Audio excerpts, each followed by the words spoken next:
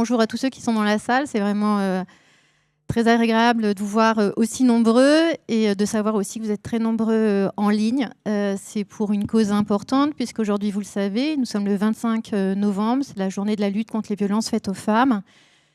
C'est un fléau qui touche une femme sur 3, un homme sur 6. C'est des données qui ne sont pas à la baisse. En 20 ans, il y a 20 ans, on aurait donné les mêmes chiffres. Ça ne bouge pas. Et si on fait un focus sur les féminicides, qui est la forme extrême de la violence faite aux femmes, c'est 107 femmes en 2024 avec une augmentation de 11%. Donc c'est vraiment des sujets sur lesquels on doit regarder et auxquels on doit s'intéresser. La semaine dernière, c'est 5 femmes qui sont mortes de féminicide. Ces femmes, elles ont été tuées parce que c'était des femmes et elles ont été tuées en tant que femmes. Ça, c'est un point qui est quand même alarmant. Le féminicide, c'est un terme récent dans notre vocabulaire. C'est un terme qui apparaît en 2018-2017 avec MeToo. Avant, on parlait de faits divers, de crimes passionnels. Donc, on voit que cette révolution et cette prise de conscience est très récente. Et c'est là où je me tourne vers vous, Bruce, parce que votre livre, votre récit le met en avant à travers le récit de l'assassinat de votre cousine. Elle a 14 ans, on est en 1984, et un homme de 29 ans la tue. Alors là, je vais mettre des guillemets parce qu'il est amoureux d'elle. Hein. Alors comment, voilà, cette transformation de la société, comment on passe d'un fait divers à un fait de société ? Alors bonjour d'abord et merci beaucoup de m'accueillir. Je suis vraiment très, très heureux d'être avec vous aujourd'hui. Donc en effet, j'ai écrit un livre sans savoir au moment où j'ai commencé à m'y intéresser que ça allait prendre cette tournure. Parce que au départ, pour moi, cette histoire, c'est plutôt un secret de famille. C'est une histoire qui était un peu enfouie dans notre histoire familiale, c'est-à-dire un assassinat d'une adolescente de 14 ans par un homme beaucoup plus âgé qu'elle, vous l'avez dit, 29 ans. Et donc, moi, j'ai 11 ans à l'époque des faits. Donc, je me souviens du moment où ça arrive, parce qu'il y a un coup de fil, etc. Et donc, je me souviens de quelque chose comme ça, d'un choc dans la famille. Même si on peut se dire, oui, une cousine, etc. Oui, mais pour plein de raisons que je ne vais pas développer ici, c'est pas très intéressant, il y avait une proximité à ce moment-là avec cette partie de la famille. Et en fait, en commençant à m'intéresser à cette histoire, en faisant des recherches, la première chose que j'ai trouvée, c'est des articles de presse qui racontaient un peu le déroulement de ce meurtre. Et en lisant les détails, en rencontrant les témoins de l'époque, en faisant une sorte d'enquête, tout simplement, je me suis rendu compte que cette histoire cochait toutes les cases de ce qu'on appelle aujourd'hui le féminicide. Donc évidemment, à l'époque, on est en 1984, le terme n'existe pas. Et au-delà même du terme, ce que définit un féminicide n'est absolument pas reconnu à l'époque. Qu'est-ce qu'on appelle le féminicide ? Bon, d'abord, un féminicide, c'est un homme qui tue une femme parce qu'elle est une femme. Et en fait, c'est la seule raison objective, il n'y a pas d'autre mobile. Mais il n'y a pas que ça. Il y a aussi souvent une emprise. Il y a une sorte de piège qui se referme sur une femme qui va tomber dans une relation amoureuse qui peut être toxique, qui peut être d'abord belle puis moins belle, etc. Donc il y avait vraiment tous ces ingrédients en quelque sorte qui étaient cochés. Et en fait, ce dont je me rends compte, c'est que à l'époque, c'est traité comme un fait divers. Et pire que ça, c'est ça qui était terrible en fait dans ce que j'ai compris de l'époque, c'est que non seulement c'est raconté comme un fait divers assez banal, alors que les circonstances sont atroces, mais qu'en plus, le meurtrier, en réalité, avait beaucoup, entre guillemets, d'excuses, à tel point même que, à son procès, il va bénéficier des circonstances atténuantes. Et ça raconte cette époque-là. cette France-là, des années 80, 90, et ça va même un peu plus loin, parce que comme vous l'avez parfaitement rappelé, MeToo, c'est 2017. C'est à partir de ce moment-là que les choses évoluent. Donc, en voulant au départ raconter une histoire de famille, je me suis retrouvé à raconter en fait une évolution de la société, comment on a fermé les yeux sur tout ça et sur cette histoire, et comment, et c'est ça qui a été le plus difficile pour moi et d'un point de vue personnel et familial, c'est comment, à l'époque, rien n'a été fait pour empêcher ce drame. Alors, est-ce qu'il y a des choses qui auraient pu les empêcher, d'après vous? Oui, je pense que, en effet, et ça, c'est notre regard d'aujourd'hui. C'est avec nos yeux de 2025, on regarde ce qui s'est passé sur certaines affaires, et en particulier sur celle-là qui m'a particulièrement intéressé. Oui, rien ne va, pour dire les choses un peu de façon un peu rapide.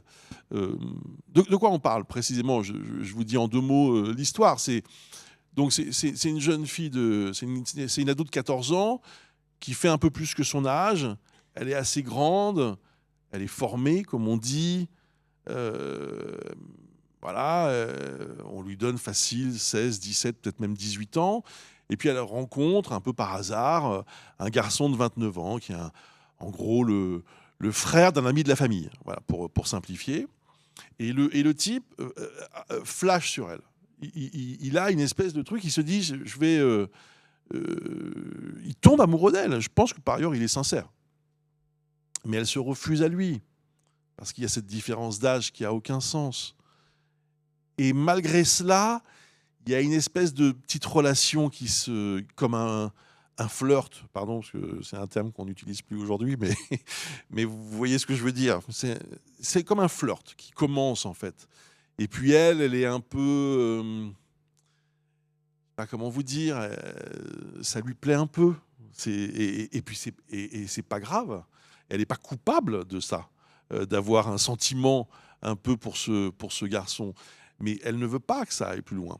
Première alerte, il la viole. Voilà. Et qu'est-ce qui se passe en 1984 quand une ado de 14 ans est violée par un type de 29 ans? Rien. Il se passe rien. Pourquoi? Parce que la famille dit ben, on ne va pas aller porter plainte. Vous vous rendez compte, à l'époque, j'ai retrouvé ce chiffre que je mets dans le livre, en 1984, pour l'ensemble du pays, donc 60 millions d'habitants à l'époque, il y a 3000 plaintes dans l'année pour viol. Aujourd'hui, on est à pas loin de 200 000 chaque année. Et on sait qu'aujourd'hui encore, de nombreuses victimes ne veulent pas pousser la porte d'un commissariat et d'une gendarmerie. Première alerte, on ne fait pas ce travail-là. Deuxième alerte, la famille va tout faire pour minimiser ce qui se passe et pour ne pas voir le danger qui est en train de se produire. L'école ne joue pas son rôle, les voisins ne jouent pas leur rôle. La famille, je ne l'accable pas, c'est ma famille. Donc d'une certaine façon, je veux aussi les protéger parce que je sais qu'ils ont aimé cet enfant et qu'ils souffrent aujourd'hui encore de ce qui a pu se produire. Mais encore une fois, c'est pour l'époque, il n'y a pas, les signaux d'alerte ne fonctionnent pas. Donc tout ce qui pourrait fonctionner aujourd'hui, attention, parce que malheureusement, on sait aussi qu'aujourd'hui, même parfois quand les signaux d'alerte fonctionnent, on va jusqu'au drame. Il y a des femmes qui portent plainte, qui ont le fameux bracelet et qui, à la fin, sont quand même victimes d'un féminicide. Mais à l'époque, rien ne marche et c'est ça qui aussi est terrible dans cette histoire. Oui, on voit aussi à travers ce coupable, cet agresseur, une situation mentale, une santé psychique très dégradée, un alcoolisme connu de tous et qui n'allume aucun signal. Donc on n'a pas du tout une prise de conscience de la dangerosité de la santé mentale associée à cet homme. C'est très juste. C'est un garçon qui a 29 ans, qui est tout à fait inséré. Il a un job, il vit dans le Nord. Il est depuis plusieurs années employé dans une imprimerie. Il a des frères, des sœurs. Il a vécu un traumatisme dans son enfance qui l'a un peu amoché, comme on pourrait dire.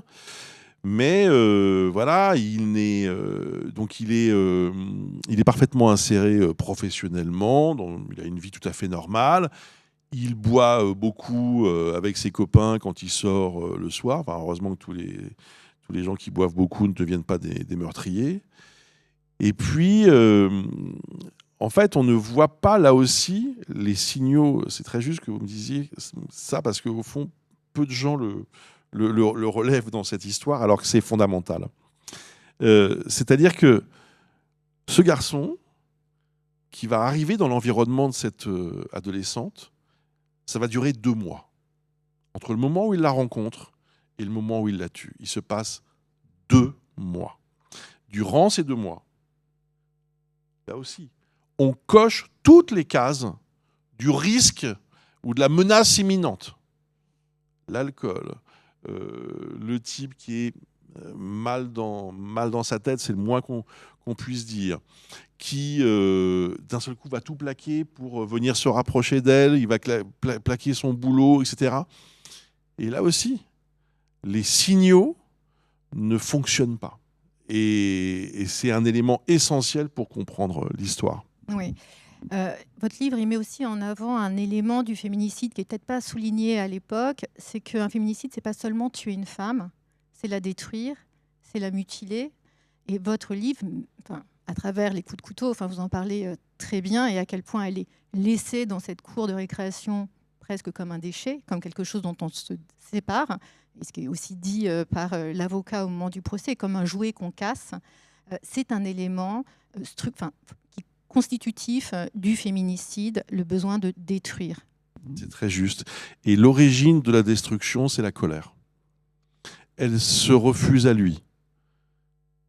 Et quand il comprend que c'est fini, qu'il n'arrivera pas à vivre avec elle, avoir une relation entre guillemets normale avec elle, il vrille.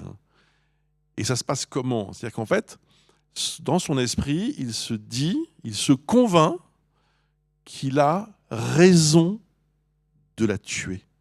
C'est ça qui est fascinant et effrayant dans le féminicide. C'est que l'homme qui commet le féminicide, il est intimement convaincu d'être en quelque sorte dans son droit. Elle ne veut pas, ok, tu veux pas, je te tue. Et là où on est sur quelque chose de terrible, et c'est une des raisons pour lesquelles j'ai été aussi choqué par le verdict qui a été prononcé, c'est que c'est un acte totalement prémédité.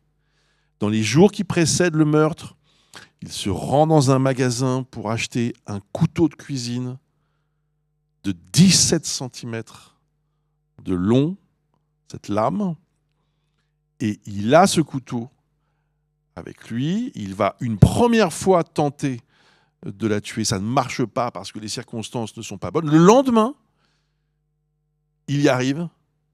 Il réussit à la tirer en dehors de chez elle. Il trouve un prétexte. Et là, il la tue. Et vous avez dit une chose très juste. Il y a une rage. Pardon, vous racontez ça. Mais c'est atroce. C'est atroce.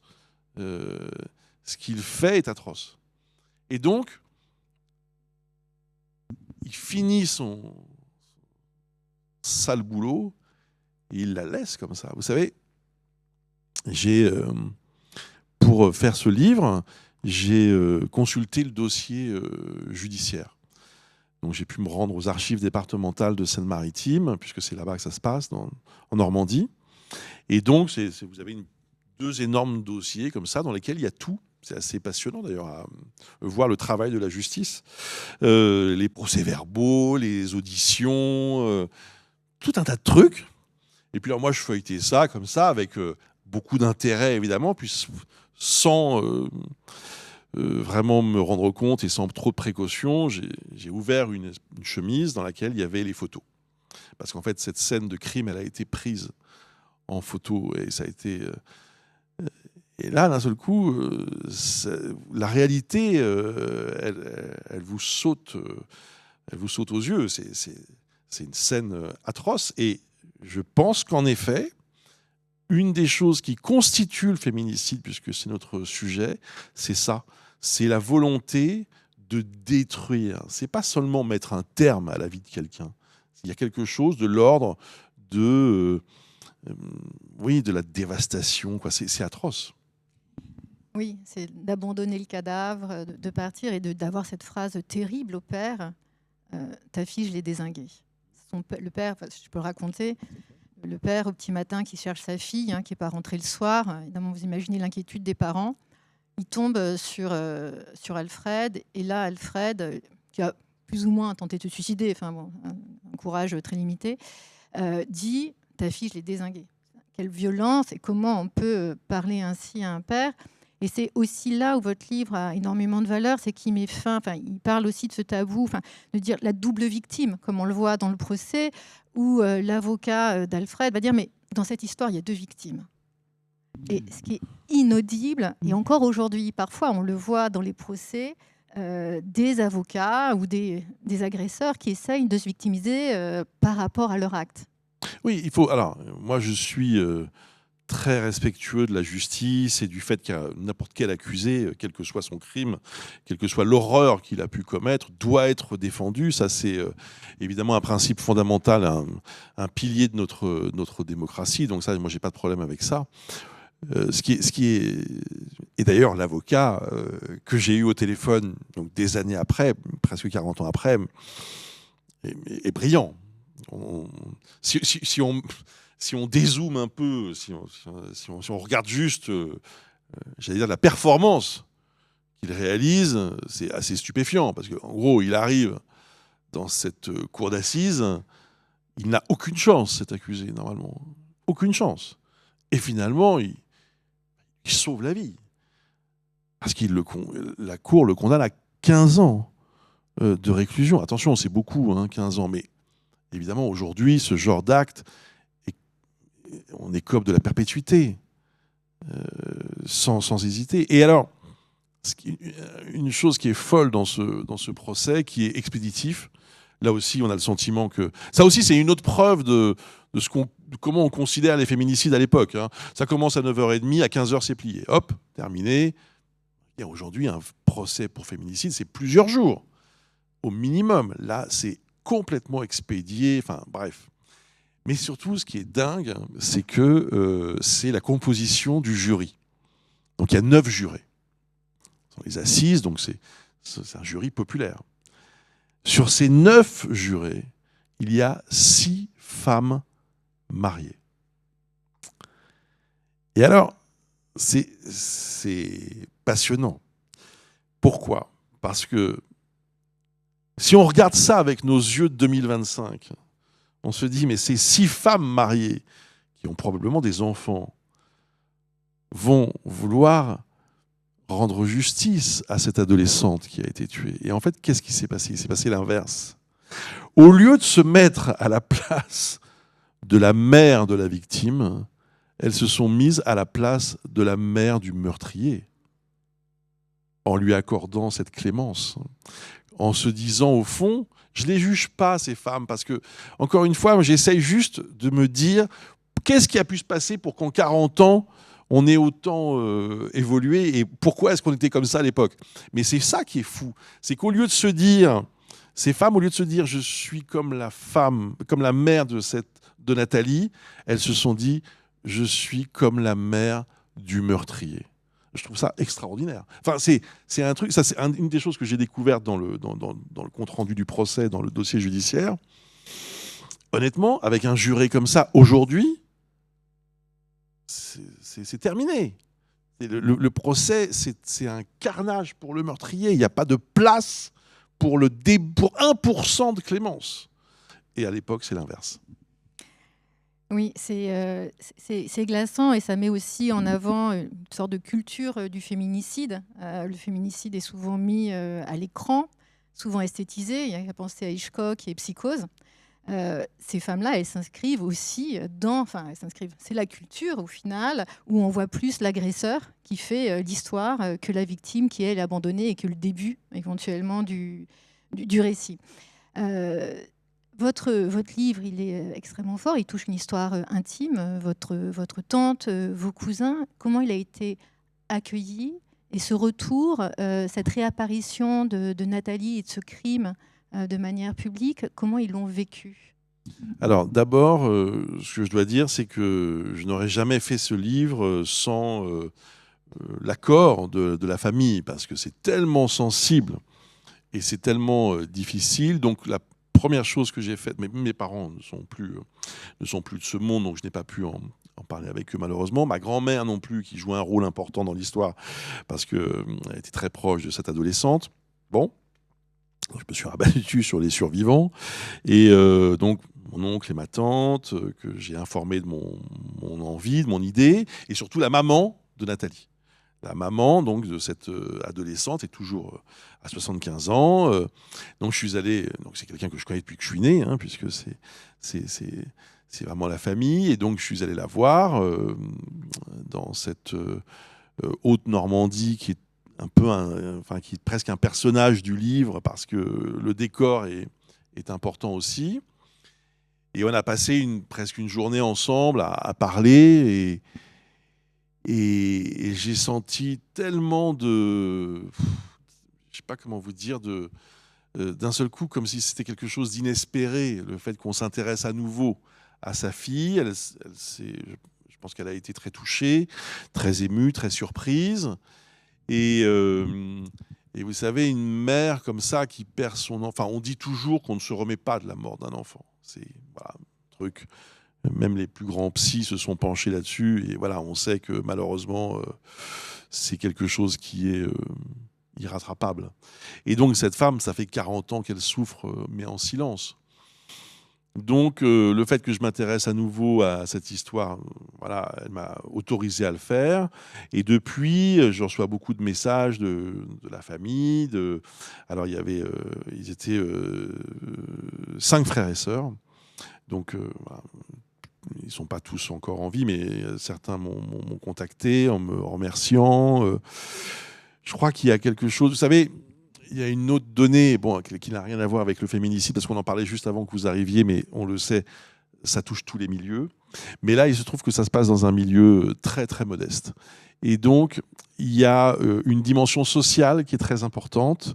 C'est que, vous savez, dans ces milieux très modestes et dans ces coins de France qui sont, on va le dire un peu comme ça, de façon un peu vulgaire, mais un peu paumée, voilà, il y a aussi l'idée de ne pas déranger. Et donc, on a invisibilisé cette histoire. Elle a disparu des radars. Vous savez, la première chose que j'ai faite quand j'ai décidé de faire ce livre, je suis allé sur Google, j'ai tapé le nom, le prénom de cette adolescente et le lieu, j'ai rien. Il n'y a rien. Il n'y a pas une occurrence. Tout ça a disparu. Et donc, d'un seul coup, le fait de réapparaître et de revenir comme ça, de remonter à la surface, oui, ça provoque une... Je ne sais pas quel est le sentiment.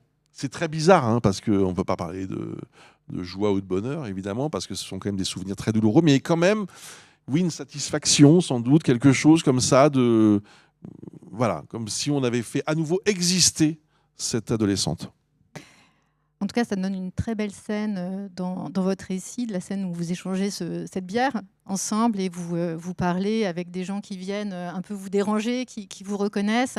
Et on voit en effet toute l'humilité et l'importance en effet d'aller réhabiliter cette tombe d'une certaine manière et de la nommer telle qu'elle doit l'être. C'est un très beau livre. Merci beaucoup. Merci, on le sait, ces histoires, elles servent aussi ceux qui les subissent. Donc merci pour tous les gens qui ont subi. Ça sera évidemment, c'est extrêmement puissant. On vous invite à le lire. Il est court en plus. Alors, c'est court, mais parce que c'est dense. Non, mais moi, ça me va très bien parce que je pense que c'est une qualité. Voilà, c'est à l'heure où, en effet, on prend à peine 2 minutes pour lire des choses. C'est un livre court, c'est un livre extrêmement puissant. Évidemment, ce n'est pas un livre facile à lire. J'imagine qu'il n'a pas été facile à écrire non plus. Non, je vous confirme. Bien sûr. En tout cas, on rappelle, il rend hommage à toutes les victimes. Parce que c'est l'histoire de Nathalie, mais je crois que c'est l'histoire de toutes les femmes. C'est aussi une alerte pour nous tous, pour activer notre sensibilité, notre attention aux autres. Excusez-moi, c'est mon petit chaton à moi. Pardon. Donc oui, merci beaucoup pour ce Merci livre. infiniment. Merci pour nos filles, celles qui nous appellent maintenant. Merci pour nos... J'ai beaucoup de chance que la mienne ne m'ait pas appelée, parce qu'en général, elle m'appelle toutes les demi-heures. Donc, D'accord, ok. Donc on va peut-être accélérer pour que vous puissiez lui répondre. En tout cas, je rappelle à tous qu'il y a un numéro pour les violences faites aux femmes. C'est le 3919. Vous pouvez, j'espère que vous n'aurez jamais à le composer, mais en tout cas, il existe. Je rappelle aussi qu'avec le groupe Publicis, il y a Caring at Work, on a un livret pour les violences avec des actions qui sont menées pour les femmes qui sont victimes de violences domestiques au sein de leur foyer. On a des solutions pour aider, on a des solutions pour les accueillir, pour les occuper, pour les orienter. Donc, on intervient pour 5 à 10 femmes. Alors, je parle des femmes, mais on a aussi accompagné des hommes. Ils peuvent être aussi victimes. 90% des victimes sont des femmes, mais ça peut aussi concerner des hommes. Ça existe.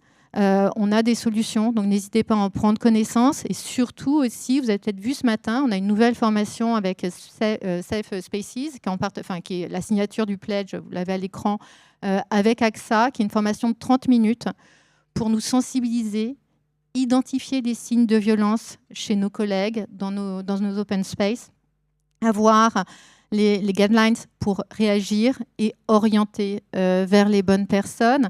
Je crois qu'agir contre les violences, c'est une action collective. C'est nous tous qui pouvons la mener individuellement et collectivement. Donc, prenez connaissance de ces éléments. Prenez le temps aussi de vous renseigner, de lire, et notamment ce récit, encore une fois, très beau et très puissant. Merci. Alors,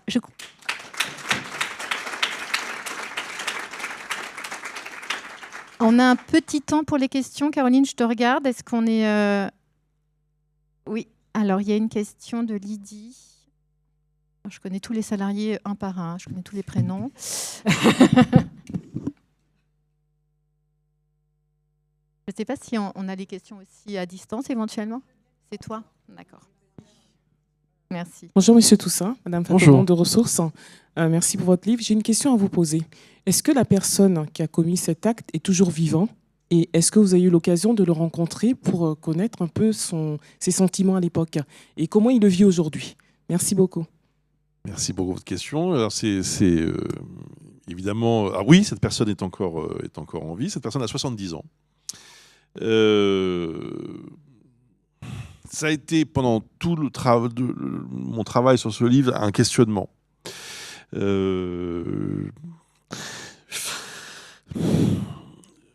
Ce que je veux vous dire, c'est que il y avait deux... Je me suis un peu divisé en deux pour faire ce livre. Il y avait le journaliste. Là, le travail d'enquête, tout ça m'a vachement plu parce que c'est un peu éloigné de ce que je fais au quotidien. Moi, je présente des émissions. J'ai pas forcément eu l'occasion dans mon parcours de faire justement de l'enquête ou de l'investigation. C'est assez passionnant à faire. Et puis, il y avait le membre de la famille. Et sur cette question très précise, c'est un peu le membre de la famille qui l'a emporté. C'est-à-dire que je ne me voyais pas dire à la maman de Nathalie que j'avais parlé au meurtrier de sa fille. Ça a failli se faire. J'ai contacté des membres de sa famille à lui, des proches. Il y a plein de raisons pour lesquelles ça ne s'est pas fait. Donc la première, c'est ce que je vous ai dit. Et puis, je pense que les conditions n'étaient pas tout à fait réunies. Bon, c'est visiblement quelqu'un qui est assez malade, psychiquement et physiquement. Je ne sais pas si ça aurait servi à grand-chose. Voilà. Donc, mais ça a été un questionnement pendant tout le... Je vais vous dire, pour répondre plus clairement, si je n'avais pas été membre de la famille et si j'avais juste fait un travail d'enquête en tant que journaliste, je l'aurais fait. Là, j'ai été réfréné par ça.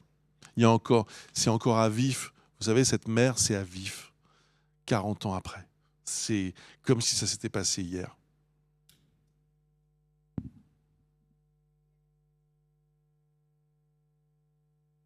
Toujours pas.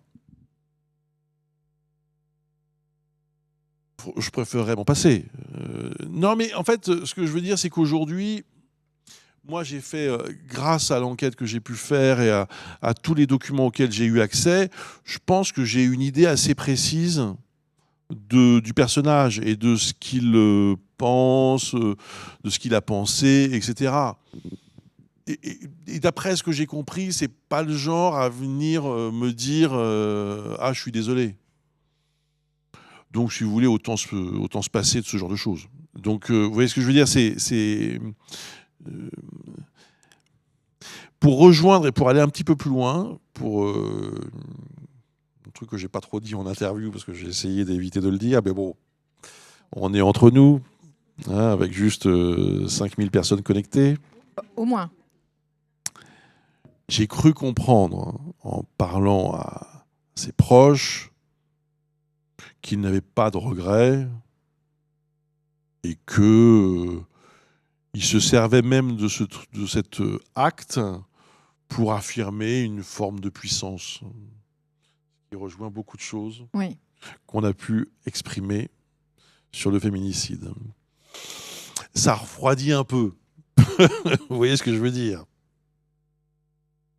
Oui, j'ai une question. On a bien compris que le procès aurait été différent aujourd'hui. Est-ce que vous croyez qu'aujourd'hui, dans ce milieu de ruralité et ce milieu modeste que vous décrivez, on aurait beaucoup plus fait attention aux signes avant-coureurs et que ça ne serait pas arrivé? Alors, c'est une bonne question parce qu'en effet, comme je vous l'ai dit, l'environnement joue beaucoup. Mais je veux croire que le travail qui est fait, notamment auprès des forces de l'ordre, de la justice, que ce travail porte ses fruits. Et qu'aujourd'hui, alors je ne vous aurais pas forcément dit ça il y a 4-5 ans, mais qu'aujourd'hui, l'attention qui est portée à ces affaires-là permet d'éviter des choses. Par exemple, il y a un truc très intéressant, donc il y a un rapport qui a été remis ce matin. Ce sont 2 magistrats qui ont travaillé sur cette question et qui ont remis un rapport, parce que vous savez, en Espagne, on a réussi à faire considérablement baisser le nombre de féminicides. Bon, c'est une politique très volontariste, très forte, avec des mesures assez radicales. Par exemple, une des mesures qui est prise, alors ça peut être choquant dans un pays comme le nôtre, c'est que une femme qui va rencontrer un homme et commencer une relation avec lui peut être alertée par les forces de l'ordre si cet homme a déjà commis des choses répréhensibles dans ce domaine-là. Alors, vous imaginez qu'en France, comment on pourrait hurler en disant oui, protection des données, de la vie privée, etc. Bon, en Espagne, ils ont décidé, on y va. OK ? Il y a un autre truc très intéressant dans le rapport qui a été remis par ces 2 magistrats. Il me semble que c'est 2 femmes, mais je ne suis plus tout à fait sûr.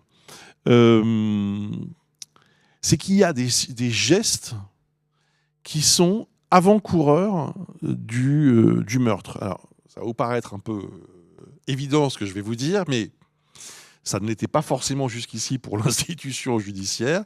La strangulation.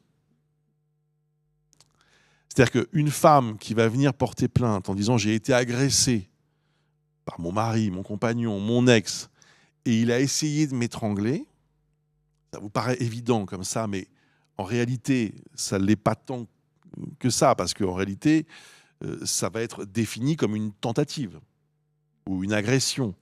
Cet acte-là précis de la strangulation, il se traduit dans 9 cas sur 10 par une tentative de meurtre dans les jours ou les semaines qui suivent.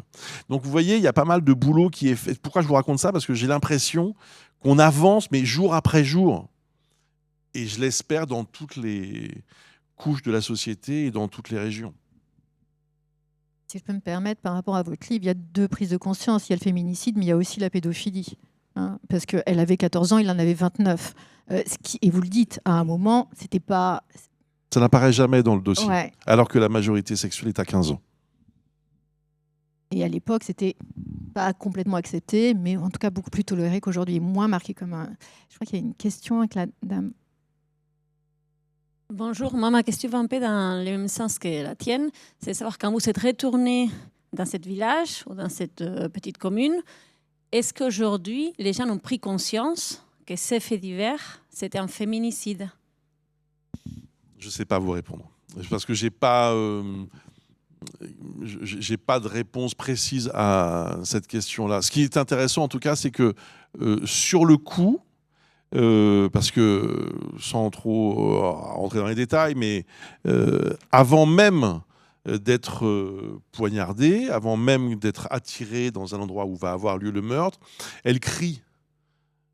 C'est un village, donc il y a des maisons, il y a des... Et quand les policiers, les gendarmes, le lendemain, font l'enquête de voisinage, on dit, il y a une voisine qui dit « Ah oui, j'ai entendu crier.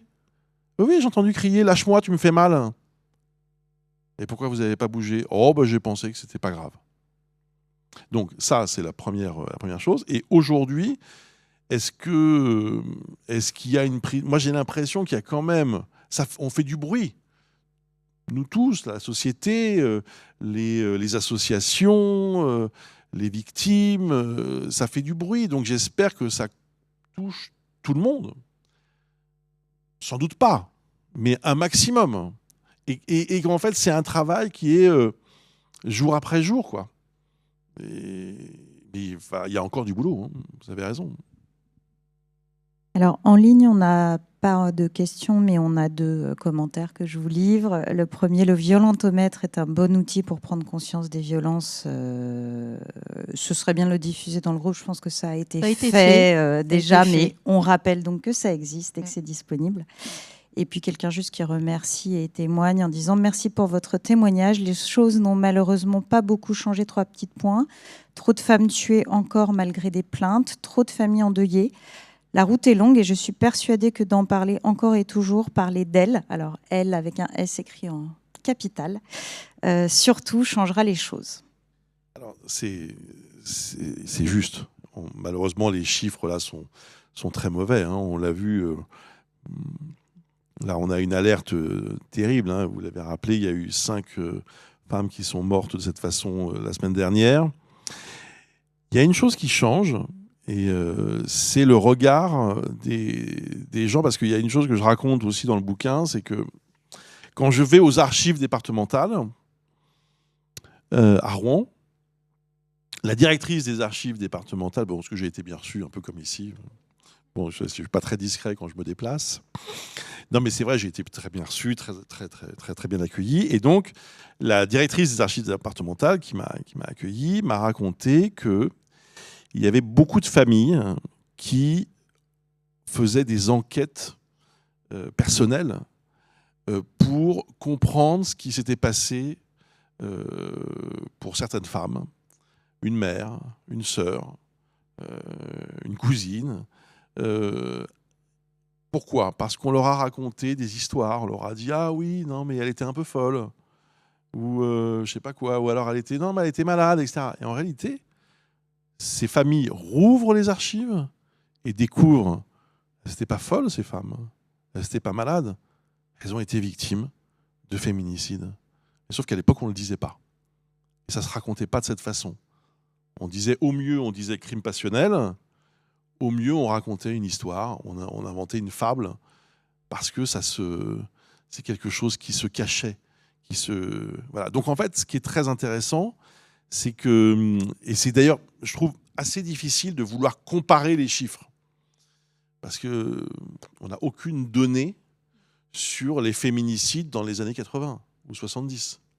On ne sait pas, puisque ça n'était pas répertorié comme tel. Donc aujourd'hui, on a des chiffres qu'on peut comparer aux années depuis 3, 4, 5 ans. Mais en réalité, c'est quoi, en fait, le bon volume? On n'arrive pas vraiment à savoir. C'est très compliqué, parce que le féminicide répond à des données assez précises. Vous avez aussi des femmes qui sont tuées par un type qui a été le conjoint, mais il y a 15 ans. Alors, est-ce que ça compte comme un féminicide? Pas sûr. Vous voyez ce que je veux dire? Il y a plein de sous-strates comme ça. J'ai une question aussi dans les choses qui ont changé ou qui commence à changer. Est-ce qu'il n'y a pas aussi la prise de position, j'allais dire enfin, des hommes sur le sujet? Donc vous en êtes un bon exemple, merci encore. Il y a une campagne qui est sortie là, ces derniers jours avec une prise de position de personnes connues avec un regard masculin. Est-ce que ça ne peut pas aider aussi à accélérer, en plus de tout ce que vous avez dit, et aussi notamment le fait que les médias traitent différemment aujourd'hui ces sujets-là de façon plus transparente et entre guillemets juste? Oui, c'est le fils de Gisèle Pellicot qui est à l'origine de cette pétition. J'avoue que c'est un sujet un peu compliqué pour moi, parce que j'arrive pas à me... Enfin, on a tellement... la guerre des sexes, on a tellement voulu nous séparer et nous opposer, parfois à juste titre d'ailleurs. Quand un homme commet ce genre d'horreur, il n'y a pas de... Mais moi, en fait, j'ai envie de vous dire que j'ai plutôt une démarche de citoyen. En fait, j'essaye de voir ça sans le genre. En fait, j'essaye. C'est à titre personnel. Je veux pas du tout me dire tiens, c'est parce que je suis un homme que j'ai fait ça, etc. C'est pas le cas. Honnêtement, je veux pas revendiquer ça. Et je me dis qu'on a peut-être plus une responsabilité citoyenne qu'une responsabilité en tant qu'homme ou en tant que femme. Mais ce n'est qu'un avis personnel. Merci beaucoup. Ma question, elle est orientée autour du déni. Est-ce que vous l'avez rencontré? Comment vous y avez fait face aussi personnellement, professionnellement, dans votre enquête? Le déni, c'est même pire que ça, puisque cette histoire, elle a lieu en 1984 et elle disparaît. Elle disparaît. J'ai 11 ans quand ça se produit, et c'est à 51 ans que je décide de m'y intéresser en me réveillant un matin, j'exagère à peine, mais en fait, c'est quoi ce truc-là, en fait? Pourquoi est-ce que depuis 40 ans, dans une famille entre guillemets normale, vous voyez ce que je veux dire, enfin, ni dysfonctionnelle, ni... Je veux dire, on devrait pouvoir parler de tout. En plus, je raconte dans le bouquin, je dédie même ce livre à ma grand-mère, qui a été une femme extraordinaire, qui a beaucoup compté pour moi, dans mon éducation, etc. Cette femme ne m'a jamais parlé de cette histoire. Jamais. Peut-être une fois comme ça, mais alors qu'on parlait de tout, qu'on était ultra proches, mes parents. Mon père a été élevé avec la mère de Nathalie. Il y a un lien, vous voyez, mes parents, avec qui j'avais une relation fusionnelle, je l'ai raconté dans un autre livre, ne m'ont jamais parlé de Nathalie. Donc en fait, on a refermé un couvercle, on a mis un couvercle sur ce truc, en disant bon, allez, c'est bon, ça a eu lieu, on passe à autre chose, on ne veut plus en parler. Pourquoi ? Est-ce que c'est de la culpabilité? Est-ce que c'est la honte? Est-ce que c'est l'idée que, au fond, on ne doit pas remuer les mauvais souvenirs? Je ne sais pas. C'est un peu tout ça à la fois, mais c'est aussi, je pense, quelque chose qui est très révélateur de ce genre d'affaires. Donc oui, ça n'a pas été... Alors moi, les gens que je suis allé voir, ils étaient contents de me parler. Donc c'était un peu différent. Donc j'ai pas eu affaire à ça. J'ai vu personne qui m'a dit oh non, je veux pas en parler. Non, j'ai pas eu affaire à ça. Mais en revanche, c'est bien ce qui s'est produit pendant 40 ans. On prend encore une dernière question.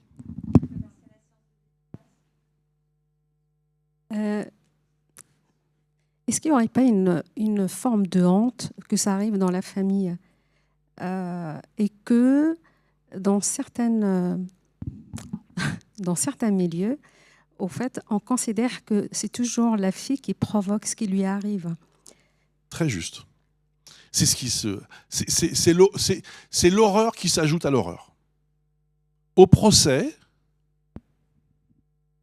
la mère de Nathalie, elle est horrifiée de ce qu'elle entend. Parce que qu'est-ce qu'elle entend? C'est le mot, je veux pas, je vous le dis, c'est le terme qu'elle a utilisé devant moi, donc je suis à l'aise pour vous le dire. Elle m'a dit, on a dit au procès que ma fille était une traînée. Voilà ce qu'elle a ressenti, cette femme. Et voilà la fable qu'on a voulu raconter au procès. Et donc, c'est atroce. Et ça rejoint l'idée même de ces violences conjugales et ces violences faites aux femmes d'une façon plus générale, c'est que la femme est coupable. En tout cas, elle a une part de responsabilité. Il n'y a pas de fumée sans feu, toutes ces conneries. Bien sûr, c'est quelque chose qui est ultra présent. Qu'est-ce qu'on entend ? Ah ben, elle avait quand même une jupe un peu courte. Hein. Et puis elle avait un décolleté. Et puis bon, elle avait plusieurs compagnons. Je ne parle pas de Nathalie, je parle en général des clichés. C'est ça qu'on entend, qu'on a entendu. J'espère qu'on ne l'entend plus, qu'on l'entend moins. J'espère. Mais vous voyez ce que je veux dire ? Et donc là, dans cette histoire, malheureusement, alors là, on est en plein dedans. C'est atroce. Et les témoignages, et les comptes rendus du procès racontent exactement cette donnée. Et comme vous l'avez très bien dit, l'avocat va même jusqu'à dire, dans cette affaire, il y a 2 victimes. Et là, c'est terminé. C'est match nul. Un partout. Il y en a quand même une qui est morte avec 10 coups de couteau. On ne pourra peut-être pas tout à fait matcher. L'autre, il est en vie. Je ne dis pas que sa vie a été... Mais enfin, quand même. Oui, et si je peux rebondir. Tout à l'heure, vous disiez que vous aviez écrit en tant que citoyen plus qu'en tant qu'homme, mais que ces paroles, elles soient portées par un homme. Pour nous, les femmes, c'est important. Pour nous sortir parfois dans nos paroles où on va être elle joue la victime, c'est encore une histoire de bonne femme, et par toutes les bêtises qu'on peut entendre, que cette voix elle soit portée par un homme puissant, en tout cas médiatique aussi, et qui a une parole, c'est important. Ça nous permet aussi d'avoir un autre regard sur le féminicide et que ces femmes-là qui ont été victimes aussi de ces dénigrements puissent être défendues par l'ensemble de la communauté. Je pense que c'est important. Merci beaucoup, mais c'est vrai que ce que je voulais dire, en fait, c'est que sans fausse humilité ou modestie, et ça vient aussi de mon parcours de journaliste, où en fait je considère que je ne suis pas un acteur du débat public. Je suis moi je suis à ma place. Vous voyez ce que je veux dire ? Les politiques, les associatifs, tous ces gens-là ont une voix qui, à mon avis, est plus importante. Moi, là, dans ce livre, j'essaye d'apporter un témoignage, mais je comprends ce que vous dites et ça me touche, évidemment. Et vous savez, ce qui est fou, c'est que je reçois beaucoup de commentaires, de messages sur Instagram, notamment, et le nombre d'histoires qu'on me raconte. Alors, c'est bis repetita, parce que, comme j'ai écrit un livre sur la mort de ma mère, je connais à peu près les circonstances de la mort de la mère de millions de personnes en France. Et je dis ça avec le sourire, parce que ça a été une expérience extraordinaire de vivre ça.